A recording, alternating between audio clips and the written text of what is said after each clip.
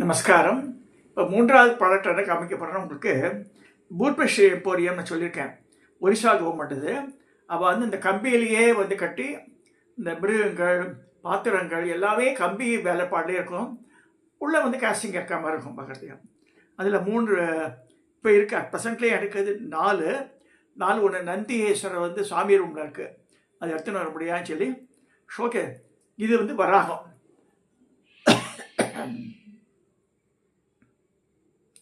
நான் வராகியை வச்சோட பூஜை பண்ணியிருக்கேன் அந்த காலத்தில். அதை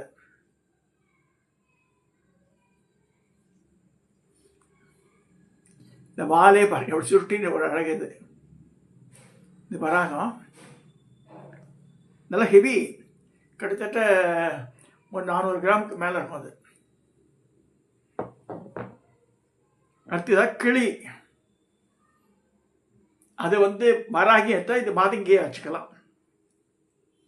நான் அப்படி தான் அந்த காலத்தில் வச்சுருந்தேன். அதை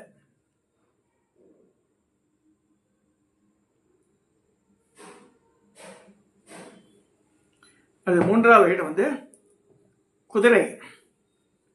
ரிஷபத்தை யாரும் எடுத்து போயிட்டா, யாரோ ஆற்றுக்கு வந்தவா யாரும் எடுத்து போயிட்டா, யாரை குறை சொல்றது ஒன்றும் சொல்ல முடியலன்னு விட்டேன். இது வந்து குதிரை.